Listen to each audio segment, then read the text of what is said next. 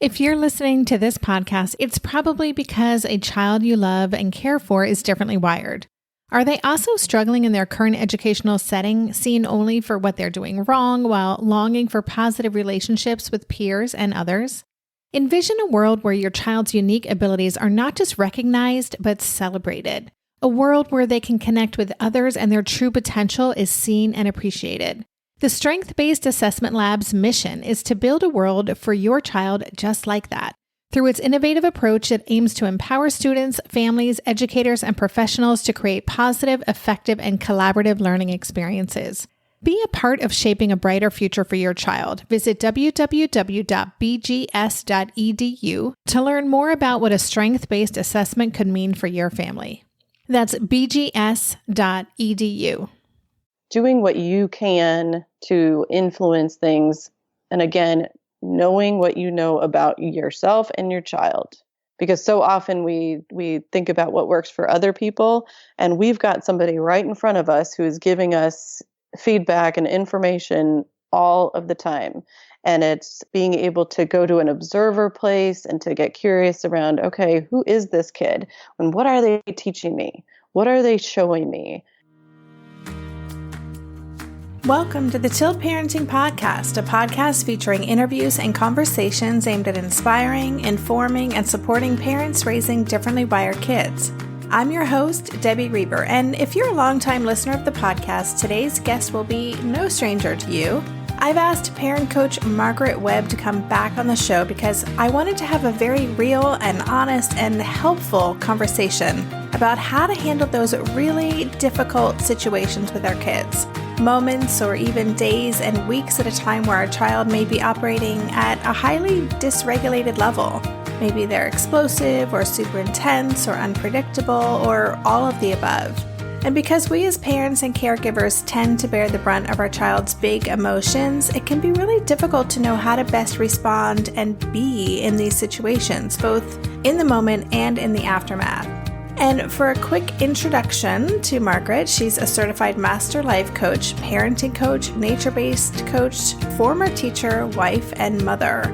And as a life and parenting coach, she weaves together her experience as an elementary education teacher with the tools she learned in Martha Beck's life coach training, Sage Fire Institute's nature-based coach training, and what she's applied to her own life as a mom of a child with special needs.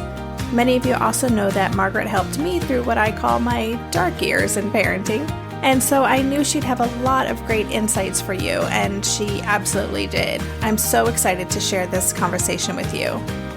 Before I get to the episode, I wanted to just give a shout out to a few new supporters of the podcast, Deborah Graff and Heather Farmer. Thank you so much for joining the Patreon campaign and helping me cover the cost for this show, as well as enabling me to offer transcripts for each episode.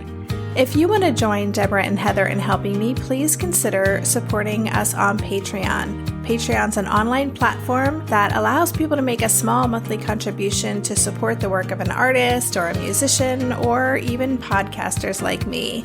It's super easy to sign up, and as little as $2 a month makes a big difference. We have a lot of supporters actually who are supporting at that level, and it all adds up and is super helpful. So if you want to join them, visit patreon.com/tiltparenting, or you can find a link on the Tilt Parenting website. Lastly, if you haven't checked it out yet, don't forget to go to the Tilt Parenting website and download a first look at my book, Differently Wired, Raising an Exceptional Child in a Conventional World, which comes out in June.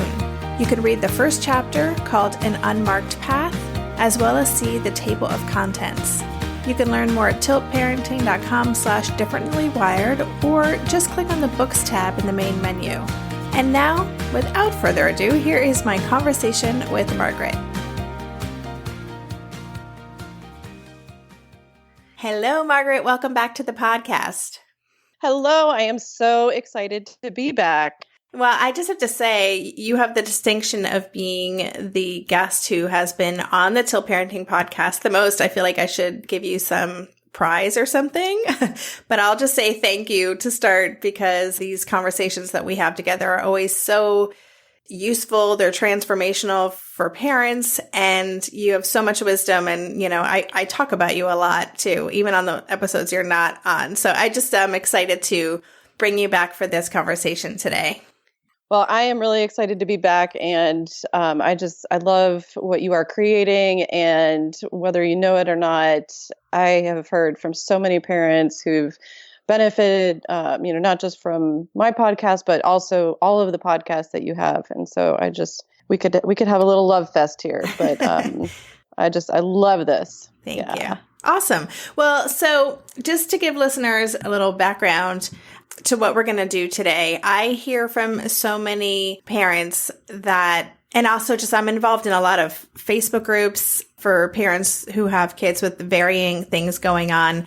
And one of the things that comes up all the time is, the hard moments. Like, we are sharing these really difficult moments that we're having that can be just really intense, and, where our child might be having a meltdown or maybe doing something that feels a little scary in a physical way. And, it's all well and good to have these amazing guests on to talk about brain science and, all of these books and all this information we're taking in and figuring out how to apply it to our lives. But then there's also that kind of in the moment help, the SOS help that we all kind of need. So we know what to do in those moments. And you're the perfect person to share with us today. And I'm just really excited to bring this information to our audience. And before we get into that, just for listeners who might be new to the podcast and haven't heard some of our other conversations, can you take a few minutes to introduce yourself and talk about the work that you do? Absolutely. So I am a parent of a 14-year-old boy who is on the autism spectrum, and he had apraxia of speech, didn't talk till he was 5. And so he has been this really amazing teacher for me. And so I am right there with you all in navigating this journey of having a child who is differently wired, who is not at all what I expected when I was expecting. And I have learned so much from parenting him. And before I had him, I was a teacher, and I taught kindergarten and 3rd grade, and absolutely loved that, and had many, many different diverse populations in my classroom, which I absolutely loved. And so bringing that experience together with parenting my son and realizing that some of the tools that I had in my toolbox as a teacher, they were great, but I was also learning lots of different things and actually having to apply them in situations like we're going to talk about today. I have gone through Martha Beck's Master Life Coach training and have lots of tools from her that are really helpful, as well as nature-based coach training. And I weave them all together, and it helps me so much in those really challenging times.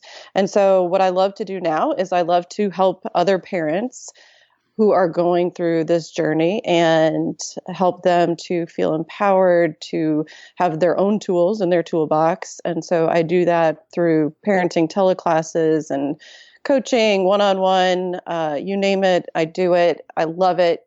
It's something I'm super passionate about. And really good at, too. I'll just add, for listeners who don't know, Margaret has worked with me as a parent coach, or I should say I worked with her. She was my parent coach, and kind of got me through what I would describe as the trickiest years in my parenting journey. And that's why I keep bringing Margaret back, because I know how powerful these tools are. And so I kind of just want to dive in. I want to talk about those deer in headlight moments where we as parents, even if we have our plan, but all of a sudden we're in a really zen place, and then our child, something triggers them, and suddenly the circumstances have totally changed. And we're suddenly dealing with someone who's not rational, who's in the red zone, and we're completely caught off guard. I think it's that caught off guard piece that makes it so difficult. And so I don't know, can we talk about what your thoughts are and ideas around how we as parents can take care of ourselves. You know, there's our physical care, there's our emotional care, there's our mental care in that moment. So let's start there. What can you share with us about that kind of a scenario? Oh my gosh, there's so much, and you hit the nail on the head. There's all of those pieces that are happening just at once, and they usually do, at least for me, they usually do happen in those Zen moments where I'm like, oh, as soon as I think, man, like this is really awesome, that everything is going so great, then the switch is flipped and something takes us off course. And so when that happens, for me, I have to be really mindful of my energy and recognizing what my patterns are. Because when you think about it, and it's been really helpful for me, I can be kind of visual at times, but it's been really helpful for me to think about two circles. Like if you could just imagine two circles, and I'm one circle and my son is another circle. And so we're two totally separate beings. We've got our own experiences, we've got our own perspective, we've got our own emotional stuff going on, our own ideas, our own desire to control, whatever. And what ends up happening is that our circles, like, I'm in my circle, he's in his circle, but his circle can, when he is having a challenging time, when he is having a meltdown, then his circle kind of overtakes mine. And what can happen is then all of a sudden I go into a reactive mode where I'm just trying to put out fires. And that's an old pattern that I've recognized in myself. And the way that I recognize that is I start to talk really fast. I start to move fast. I start to make my energy bigger in order to try to get quote unquote control of the situation. So that's an old tendency. So I know that. And so for me, I have to slow way down. First, I have to recognize it. So awareness of what's going on in me, totally not even in, regarding him, but I have to recognize what is going on in me. Oh, okay, I'm trying to move fast. This feels really uncomfortable. I don't like this. I want it to stop. So those are all the thoughts that are going in my head. And I know from so much experience that energy doesn't work, that it doesn't work to calm him down. It doesn't work to change anything. It just adds fuel to the fire. So I have to calm myself down in that moment. And sometimes that's just taking deep breaths, which, we always have that available to us, and slow down. And then what I've found really interesting and with the kids that we have who are really, really smart and really good at getting us tangled up in their stuff and bringing us into their discomfort is finding a way to lovingly disengage from whatever they're going through. And I say lovingly because sometimes people can feel really uncomfortable with like the word disengage, like, wait, this is my child, I'm supposed to be like fully engaged. And I'm saying lovingly disengage from whatever is going on with them. And so a lot of times that looks like not engaging in the verbal stuff, the verbal conversation, the verbal engagement or entanglement that they want us to get in, because they're so smart and they will, and all of a sudden you can find yourself down this rabbit hole of trying to, wait, I didn't mean that, or I didn't say that. And a lot of times they can be extremely literal.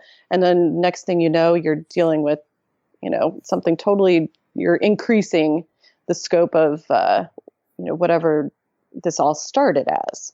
So for me, what has really worked for my son when I noticed that I'm in a verbal entanglement with him is to disengage by putting things in writing. So I will get my phone out, or I will get a pad of paper out, and I will write down, just, I am not talking to you right now, or I will help you when your body is calm, which is one of my favorite mantras, that if I say anything, it is, I will help you when your body is calm. And even as I say that, I noticed that I have repatterned myself to slow down when I say that. I will help you when your body is calm. And he can be having his experience. He can be really upset. And I will help you when your body is calm. Yeah, that does really have an impact. I mean, just hearing you say it like that has an impact. We'll be right back after this quick break. Darren and I are prepping for a big move at the moment, so we are fully leaning into any and everything that simplifies things, and that absolutely includes mealtimes. At a time when my executive functioning skills are being pushed to the limit, even planning and executing dinner for our family these days can feel like a really big lift. That's why I'm especially grateful for Green Chef, a meal service that offers pre-measured and prepped ingredients to my door. Each box is packed with foods you can feel good about, like whole fruits and vegetables, plus lean protein and whole grain options. In fact, one of the things I love most about Green Chef is that they offer options that prioritize gut and brain health, with science-backed recipes that feature ingredients like fiber, antioxidants, and omega-3 fatty acids. During this time of lots of stress, it feels really grounding to know we're supporting ourselves nutritionally. I will take all the support I can get. And Green Chef doesn't just cover dinner recipes. I can add high-quality breakfasts, lunches, and snacks to my weekly box from Green Market. Green Chef has a special offer for Tilt listeners. Go to greenchef.com/tilt50 and use code TILT50 to get 50% off plus 20% off your next 2 months. That's 50% off plus 20% off your next 2 months when you use the code TILT50 at greenchef.com/tilt50. Green Chef, the #1 meal kit for eating well. Maybe I've watched too many seasons of The Amazing Race, but every time I have to go somewhere on the subway, I treat it like a competition. It's all about making the right gut decisions about which route will get me there the fastest. Sometimes those decisions get me where I'm going early, and other times my gambles don't really pay off. Probiotics can't help with most gut decisions, but if your gut needs a little support, Ritual has your back. Their Synbiotic Plus, a 3-in-1 supplement, has clinically studied prebiotics, probiotics, and a postbiotic to support a balanced gut microbiome. I've been using Synbiotic Plus for about 6 months now, and it's become a core part of my morning routine. I take the mini capsule every morning while making my way through my inbox, whether I'm at home or I'm on the road, because it doesn't need to be refrigerated. And the capsule itself is delayed released, which helps it survive the harsh conditions of the upper GI tract for delivery to the colon, and that's exactly where we want it to go. Ritual invested in a study modeling the human colon, which showed that Synbiotic Plus significantly increased microbial diversity and the growth of beneficial bacteria. There's no more shame in your gut game. Synbiotic Plus and Ritual are here to celebrate, not hide your insides. Get 25% off your first month for a limited time at ritual.com/tilt. Start Ritual or add Synbiotic Plus to your subscription today. That's ritual.com/tilt for 25% off. Have you been in a situation where, you've used that and your child says, "Oh, I don't want your help." Is that just a way of trying to continue to draw you in verbally? Yes. Yeah. Okay. Yes. And so I try to describe it.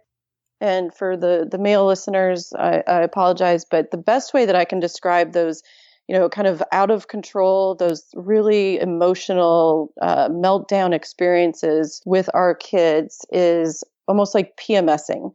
And it ties in with emotional regulation, and it can tie in with hormones depending on how old your child is, or just an awareness on their part that either they're embarrassed about something. Embarrassment it shows up in all these shadowy ways with our kids. Like they might become aware that they're not as good at something as they want to be, or they are aware that they're different than the people around them, or something happens that feels off and they don't know how to bring themselves back. And so embarrassment can show up in like lots of weird ways.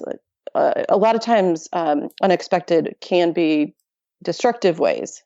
And we saw this with our son, where he would get embarrassed and all of a sudden he would start like knocking things off of the counter, which was really out of characteristic. And all of a sudden it was like, wait, I tracked back and I thought, what was going on before he did that? And something didn't go the way he wanted it to. And I was like, are you embarrassed? And he's like, yes. I'm like, oh, well, okay. That changes everything. But yeah, it's their way of, like, they don't necessarily know how to get back to baseline. And so bringing us into that discomfort and that feeling of like, I don't really know what's going on and it feels awful, but I need somebody to engage in this energy with me. And so for parents, it becomes, and like you were saying, self-care becomes so important because we're the people who they typically try to bring into that energy. And it can be really exhausting to not, it can be exhausting to be in that energy, and it can be exhausting to not be in that energy, to do that. And so that's where self-care is really important with regards to our emotions. So one of the things that, I try to help people with, and I do this myself, is after the experience, checking in with like, man, that really made me angry, and finding ways to release that anger in a safe and healthy way, whether it's slamming a medicine ball or, or hitting a tennis ball or doing something to get that energy out. Or if it's like, man, that was exhausting and I'm so sad that I have to keep going through this.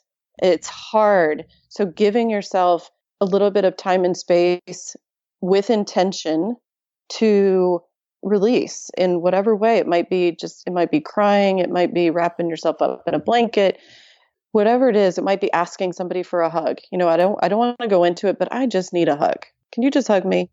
Or reaching out to one of, those, your safe people. And I say with intention, because a lot of people get nervous around going there, like quote unquote going there to those emotional places, especially when it involves our kids, because they're afraid of getting stuck and that it's going to be too big and too much. And so it's helpful for me to do it with intention of, for the next 5 minutes, for the next 10 minutes, I'm going to have a little pity party, or I'm going to cry, or I'm going to sit in my chair by myself and have my husband take over, or go out to the gym and just slam the medicine ball. And those are all, it's good for us to do. And it's also good for when you're reflecting on where what the root cause of the meltdown or the behavior comes from with our kids, where you can say, you know what, like, were you really angry about this? Well, here, let's go slam the medicine ball, or let's get a plastic bat and let's like bunch up a comforter and just, hit the crap out of it. Like giving them tools that, that might help them. Yeah, gosh, you've just covered so many things. So a couple things that I want to circle back to. One is you talked about in the moment, so much of it is about recognizing your own energy and things. And as you're saying that, I know how tricky that can be when, especially again, if we're kind of all of a sudden we're in this Zen place, or maybe we're just going about our day and then unexpectedly something happens. The one thing, and I was just thinking, I don't know if I can, well, I know because I experienced it. I have a hard time, once I've been triggered, to kind of put on the brakes and be enough in my mind to be able to say, okay, I'm feeling this, I'm doing this. But the one thing that jumped out at me, and I'm curious to know if you have any other tools or ideas about how parents can do this, is when you said that, you're having that thought, I don't like this and I want it to stop, because that I totally can relate to. I know that feeling really well. Like all of a sudden that really strong feeling like this has to stop. I can't have this right now, or I can't deal with this right now. So is it just a matter of me knowing, okay, when I have that thought, that's when I know that I need to put on the brakes and do one of my strategies? Yes. And so there's the thoughts of, man, like this really sucks. This is uncomfortable. I don't like this. I want this to stop like 5 minutes ago. And I always say, this is the ultimate meditation. This is meditation because it's recognizing that thought of, I want it to stop, because we all have our own version or flavor of that thought. And sometimes you can feel it in your body where all of a sudden for me, my trigger is, or my tell is that my stomach gets really tight. And like I said, I start talking fast, I start moving fast. And so when I check in with like, what am I thinking? It's like, man, I want it to be better. I want to fix this. And it's awesome to realize that, because once you realize that and you start getting curious around, okay, well, what are my thoughts? Then you're creating a little bit of distance. You're creating some perspective for yourself, even if it doesn't feel like it, you are. And that little bit of distance, then, oh, okay, wait, hold on. I need to breathe. Okay, so stop, take a breath. Okay. And it becomes like from there, then, oh, I'm trying to fix this. And, he's upset about something. Then I go to my mantra of, I will help you when your body is calm, but I can't help him when he is wild, or I can't help him. And I don't just let him like run off. I don't let him, there have been times where there have been things thrown and there have been physical, where he tries, because now he's taller than me. And so he tries to kind of use his physical stance. And that's when I have to really just slow down and set some boundaries for myself to keep myself safe. But also, I will help you when your body is calm.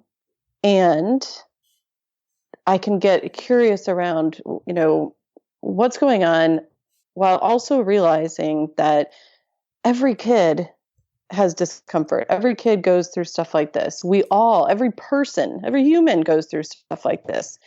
And to tie back to that PMS thing is like, I think about when I'm in that agitated state, when I'm really annoyed about something not going the way that I want it to go, or I'm frustrated, or my mind is off and I get triggered about something. I might try to engage people in that energy and pick fights with my husband or whatever, but it never feels good and it's never helpful. And if my husband were to come in and be like, Margaret, just do this or just do that, I would probably want to increase my physical energy as well. So it's helpful for me to bring it back to me and think about what I would need in that moment. And sometimes it's just somebody there who's not engaging, even if it might feel annoying and feel uncomfortable, just to have somebody there. Does that make sense? Mm-hmm. Yeah, it absolutely does. Yeah, I mean, I love that idea of putting ourselves in that situation. And, as soon as you explain that situation of feeling that need to pick a fight, I'm like, oh yeah, I know that feeling too. So then is this a matter of, you have your mantra that you use, you slow down, like, do you encourage parents, and when you work with parents, are you helping them figure out what their own personal strategy is, or the tools that they can continue to return to in those situations so they have a plan? Yes, because because I know my child and what he does, and I know myself. And like I said, I tend to speed up. And so for me, it's almost as much for me as it is for him. So it's taking into consideration, what do I know about my child? What information do I have? And what does it look like? What has worked in the past that has, helped me to feel empowered? What has worked in the past with the child? Because bringing those together, then you're using the information that you have, just like, Asher. And so what helps him. And so it might be putting things in writing. It may be sitting down and having a meeting about it. It's really thinking about the child and you, and then how the circles overlap in a way that can be really helpful. And a lot of times what that looks like for me and for the people that I work with is a post-meltdown reflection. And that might sound really like out there, or too mushy-gushy, but it really is just sitting down and thinking about what actually happened. And this happens once everything is calm. It might be the next day, it might be a couple hours later, but really sitting down just for yourself and thinking, what happened, what was actually going on, and thinking about the before, which is, I think, the most important piece of any of this is what was happening before, because that gives all sorts of juicy goodness of information. And then, because most people focus on the during, which is the uncomfortable meltdown behavior stuff. And then they want to put that out. So more focus on the before. And then after, really thinking about that question of what was actually going on. That way, then you can start to recognize in the future, okay, this has nothing to do, I'm thinking that it's an attack on me or that he's just out of control, when it might be about embarrassment. It might be about frustration that something didn't go the way that they wanted it to go. It might be because they're sensory overloaded. It might be because they're just done. They've had to keep it together socially for X amount of time, and we are just the safe people that they take it out on. Mm-hmm. I'm wanting to make a form now, a little form that I can just have on standby on my desk, so I can just sit down post a difficult situation and fill out and answer these questions, because I don't take that time. I feel like for me, I'm usually kind of need to zone out with Netflix or, just kind of in recovery mode. And then I don't ever necessarily take the time to do that kind of reflection, but I could see how useful it would be. Well, and zone out, if the self-care that you need after that is to zone out on Netflix, awesome. It might be, whoa, that was really intense. And so I'm going into kind of a protective mode of zoning out for a little bit. But then, when things kind of level out again, that's when I go back and think about, okay.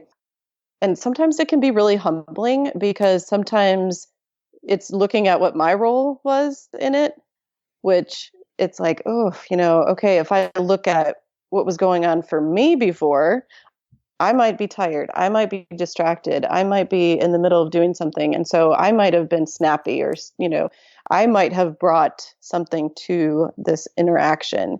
And then I can also look at him and think about what was going on with him. And this also allows for, once everything is calm, if you have a child who is able to do this, to sit down and say, you know what, I really didn't like how that went. That felt really crummy to me. I didn't like that I snapped at you. I didn't like that I did this, or, how did you feel that I went? And in doing that, we're modeling for our kids that not everything is going to go well, and that their behavior does have an impact on us, that our behavior might have an impact on them, and that it's not just, what happens isn't just one-sided.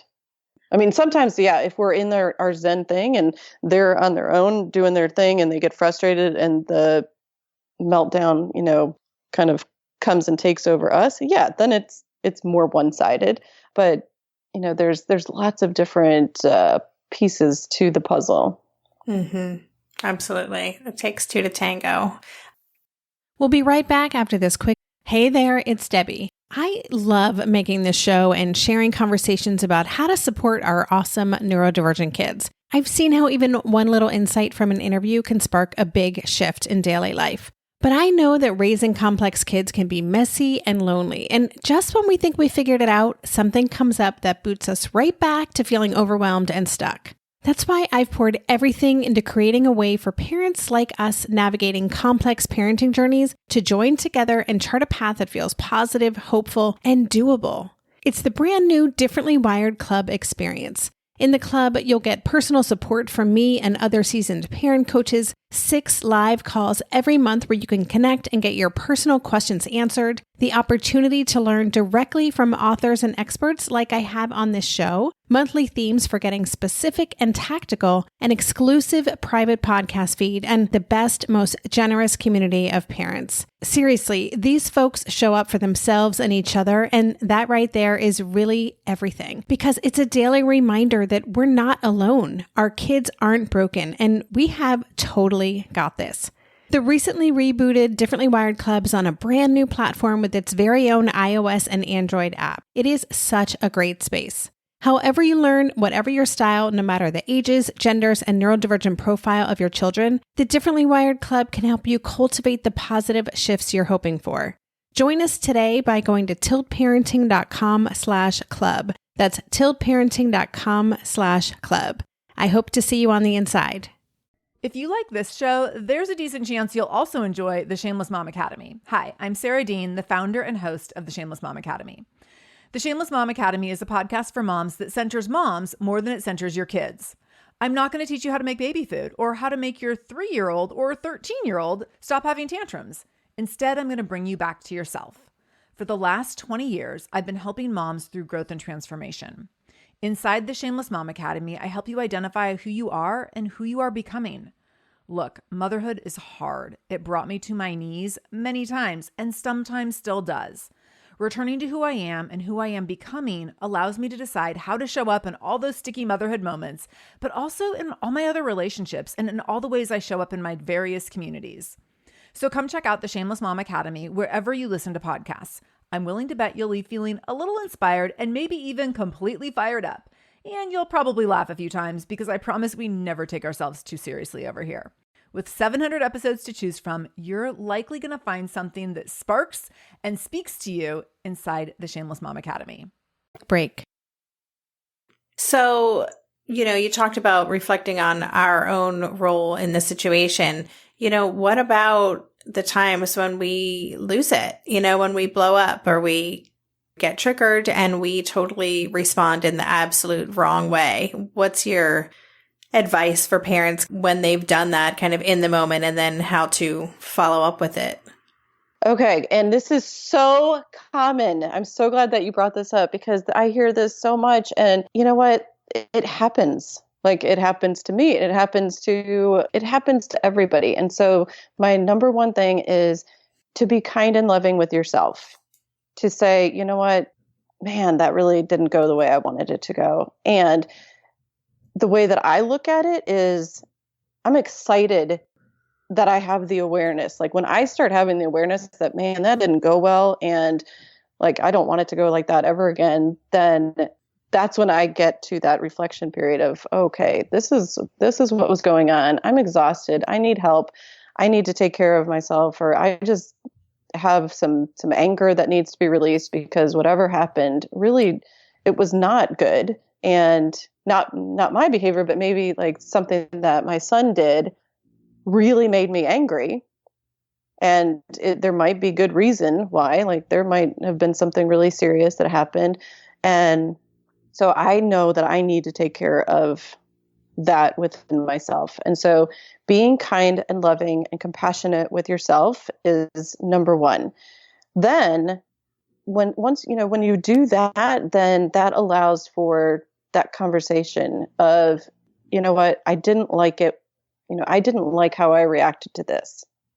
And to either, if it feels better to have a conversation, to sit down, say, hey, I just want to talk to you. That felt really crummy. It probably felt really crummy for you too. I don't like that. And this is what I'm going to do in the future. That opens the door for what do you think you could do in the future? And that opens up the creativity and the curiosity around what are some other ways that we can handle this, and other ways that our anger or our frustration can be expressed, or our embarrassment, or whatever it is that's the root cause of this.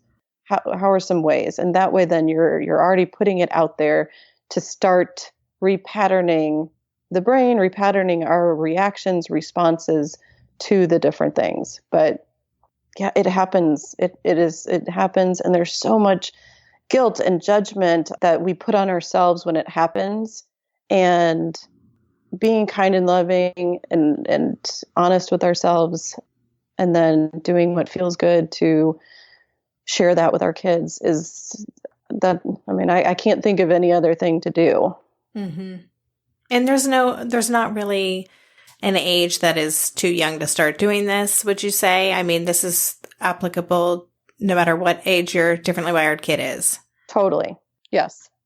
Okay. Yeah, I do it. I do it all the time. And And it's helped him to feel more comfortable with owning up to his stuff. Mm-hmm. So interesting. So, and I just want to circle back to the physical situations, because I know that is perhaps the most challenging for so many parents, is when you feel, like you have no choice but to remain in a room, or, you need to stay with your child for safety reasons. And you're also needing to, you're wanting to set boundaries for yourself. Like, how do you balance that? Yeah. It's a case by case situation, depending on, what's going on, but it's really tough. I remember being just taking him, he was out of control, and just moving him into a room that had a bed on it, and he just flailed around, and I kind of, I just would hold him and not say anything, but the flailing and all of that. There have been times where I have put him in a room and just sat on the other side of the door because it didn't feel safe to be in there with him. And so keeping yourself physically safe is really important, and figuring out what works for you. It's a hard thing to not know, like, what, to offer up advice and not knowing what the specific situation is like. Right. Yeah. And yeah, so. Yeah, no, I totally understand that. It is one of those, for so many parents, it's those kinds of situations too that make us feel the most hopeless or just concerned about our child's future. I mean, I think those kinds of situations can trigger us to spiral down. And it's just really complicated to know what to do in those moments. And I guess part of it is you have to have a plan for what you intend to do in that moment. And then you have to be able to adapt that plan depending on what's happening, physically with your child in that situation. And then having that self-care, or that, that time to recover emotionally from it afterwards, is really important. Absolutely. That's when it becomes it becomes critical to do that, because, you're literally in a fight situation where you'd and there are all of those thoughts around, oh my gosh, this is what it's going to be like. This is horrible. And I've had, situations where it's like, okay, the room gets cleared and all there is a bed, because things get knocked over or things get broken. And so it's taking that time to think, okay, well, having that plan of, this is what I know about my child, and this is what I can do to set myself up, at least in, even small ways, to ride that wave of behavior and of expression. And it's really tough. Yeah. It is. It's really difficult. It is. I think it's one of the most challenging things, and at certain ages, I feel are more intense than others in this journey. But also, it doesn't last. It's not ongoing, and it's also part of it is recognizing the good streaks too, right? So just knowing that it isn't an ongoing thing. Typically, there's breaks and there's times where we can catch our breath. There are, and really, and tapping into that curiosity around what was underneath. I think that was so helpful for me to realize, oh wait, I'm expecting him to be, or I'm trying to discipline him like whatever his chronological age was. And then when I realized, wait, hold on, his developmental age is way below that. And so recognizing that and all the emotional stuff and sensory and all of that then helps me to be more compassionate and to catch it before it gets to that point, if possible. Yeah. Yeah.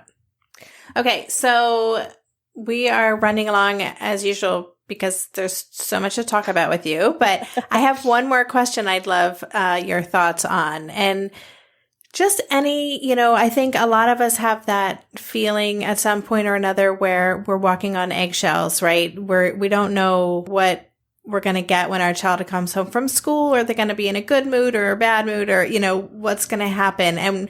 And of course, when we have those peaceful streaks, we want to keep them going, but then we don't know if something's going to, explode out of nowhere. So I'm just wondering how parents can, what advice you have for how parents can find peace while living with that feeling that there's maybe a ticking time bomb in their house, or, that they're having to walk on eggshells. How can you reconcile those two experiences? Yes. And that's also so common is when thinking about energy, it can be bring your energy way up, and I'm going to I'm going to meet and beat your energy. And then what frequently happens is people try that and it doesn't work because their kids can meet and beat their energy times 1,000. And that becomes really exhausting. And so then they swing the total opposite way, where it becomes, it's like we hand over our power to our kids and are walking on eggshells, because it's like, oh, I don't want to, make them upset, because I don't want that, I don't want them to explode. Which is, so that too is really good to know. Oh, okay, I'm over here. There might be people listening who are like, oh yeah, I try, my energy does get big. There might be people who are like, oh, I don't even have energy. It's gone. And so it's finding that middle ground of, going back to intention of, what do I want? And part of that is, what do I want, knowing what I know about myself and what I know about my child or children. And taking that into consideration, then it allows for curiosity around how to set things up and how to play with things and look at things as feedback. That, okay, this behavior happened, and so that's giving me feedback. And that's where the before, they were on electronics and didn't want to give that up. And so that's why we had this explosive. Or they've come home from school, and every day when they come home from school, I get this. That's information. It's giving you information. And from there, I think I kind of, in my mind, I imagine like an iPhone or an iPad where you take your fingers and you blow it up and you get really close. And from there, I think, okay, what are the different parts and pieces that I can try to influence? And so it might be like, do they need juice? Do they need a snack? Do they need some physical activity? Do they need just to sit and do nothing and maybe like play in their room for a little bit, or just kind of decompress, or have me sit with them?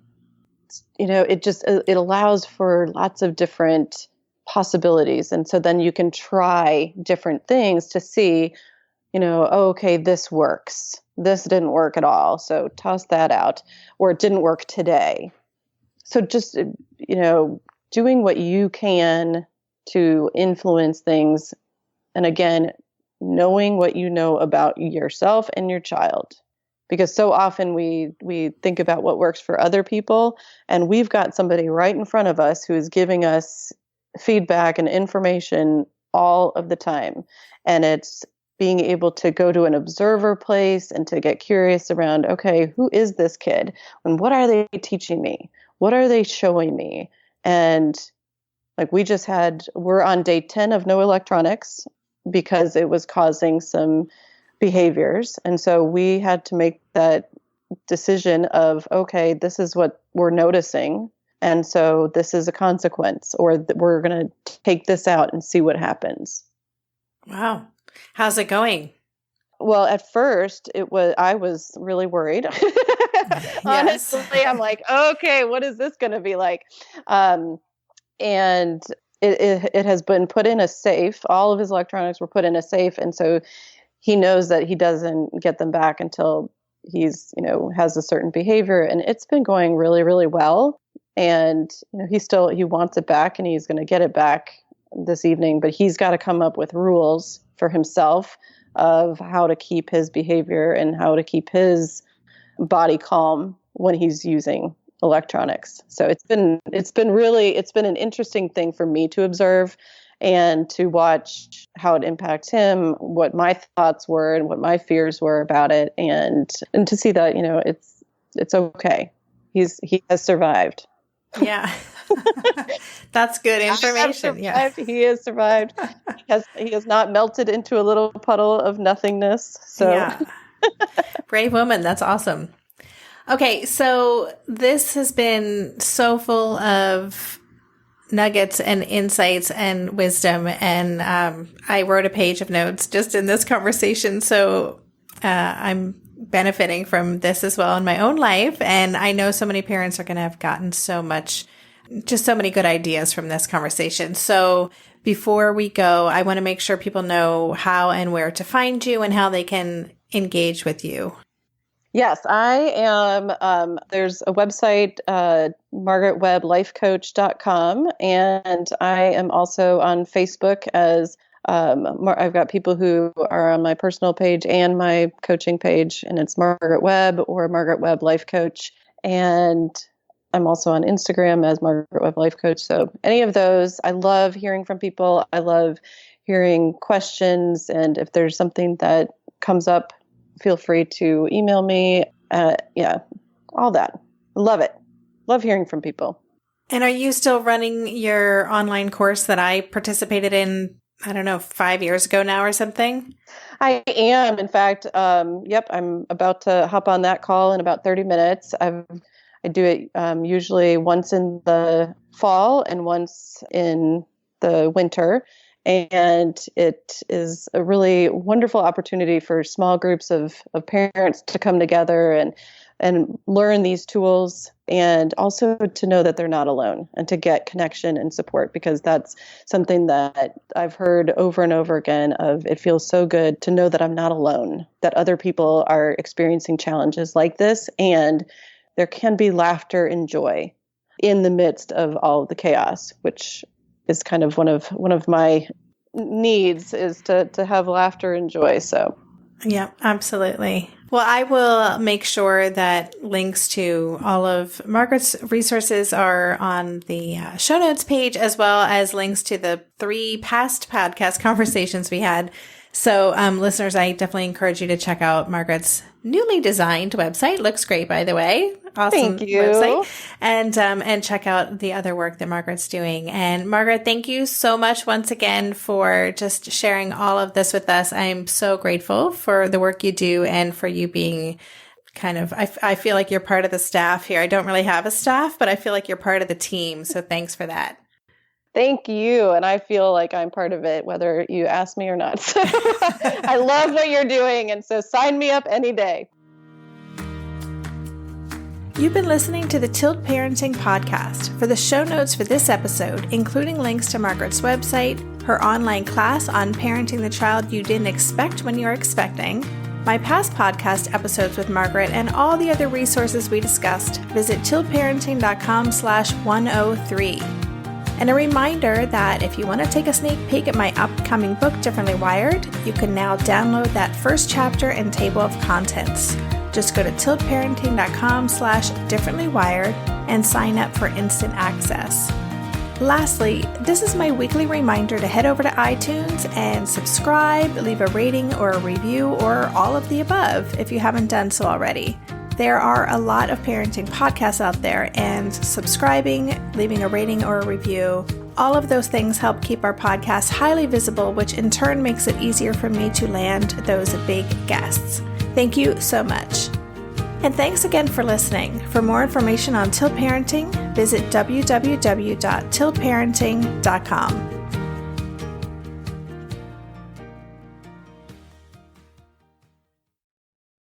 Are you overwhelmed by the things that get in the way of you doing what you want to do? Are you looking for ways to simplify life to better align with your values? Do you want to create space in your schedule so you have room for more of the good stuff? Play, joy, relationships, gratitude, and more? If you answered yes to any of these questions, I invite you to check out Edit Your Life, a podcast to help you edit the unnecessary from your life so you have more room to enjoy the awesome. Through episodes with me, Christine Coe, and a range of super smart, compassionate, and thoughtful guests, you'll come away with big picture insights and practical ways to declutter your home, schedule, and mental space without getting bogged down by perfection. I have always believed that small moments and actions matter tremendously. My goal is to help you find agency and space in your life through doable baby steps that will leave you feeling accomplished instead of overwhelmed. Check out Edit Your Life wherever you enjoy your podcasts.